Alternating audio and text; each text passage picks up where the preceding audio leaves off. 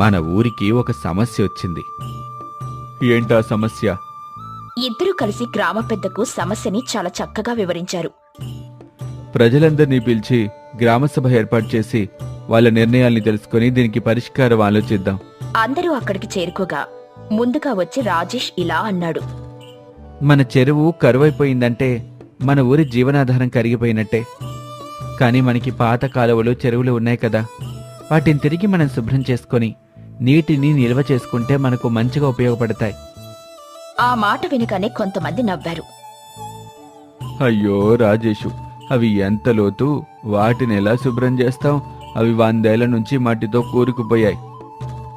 వెంకటేష్ మాటలకు గ్రామసభకు వచ్చిన ప్రజలందరూ ఆశ్చర్యంగా చూస్తున్నారు. అయితే రాజేష్ మాత్రం ఆ మాటలను పట్టించుకోకుండా ఇలా అంటున్నాడు. ఊర్లోని ప్రతి ఒక్కరూ రోజుకి 1 గంట సమయం వెచ్చిస్తే 10 రోజుల్లో కల్లా ఒక బావి శుభ్రం చేయటం అవుతుంది. మనం ప్రయత్నించకుండా కూర్చుంటే మన భవిష్యత్తంతా ఎండిపోతుంది. ఆ తర్వాత ఆ మాటలు విన్న గ్రామ పెద్ద ఒక నిర్ణయం తీసుకుని ఇలా చెప్పాడు. రాజేష్ మాటల్లో సత్యం ఉంది. మనం ఈ యువకుడి నాయకత్వంలో పనిచేద్దాం. ప్రతి కుటుంబం నుంచి 2 వచ్చి రోజు పని చెయ్యాలి.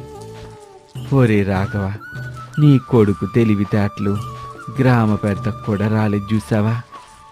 అంతా దేవుడి దయ. ఎవరికేమివ్వాలో ఆ దేవుడి చిత్తం. ఏదేమైతేనే ఆ దేవుడు నీకు మంచి కొడుకునిచ్చలేరా? అవునరా సుబ్బయ్య, మంచి తెలివితేటలు, వీటితో పాటు పెద్దల్ని గౌరవించటం, వినయ విధేయతలతో నడుచుకోవటం నీ కొడుకులో ఉన్న గొప్ప లక్షణాలరా. ఇక మరోవైపు రాజేష్ తన పనిని మొదలుపెట్టాడు.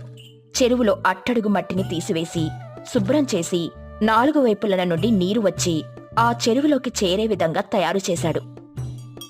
అంతటితో కాకుండా ఆ ఊరి ప్రజలందరూ ప్రతి వేసవిలోనూ చెరువులను శుభ్రం చేయడం, పాత బావులను సంరక్షించడం అప్పట్నుండి ఆనవాయితీగా చేసుకున్నారు.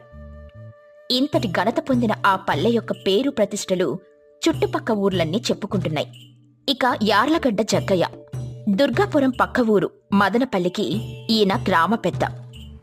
జగ్గి గారు, ఇలా వచ్చారేంటి?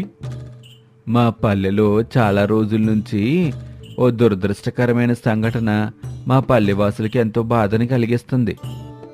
ప్రజలంతా ఇబ్బంది పడే విషయమా ఏంటి?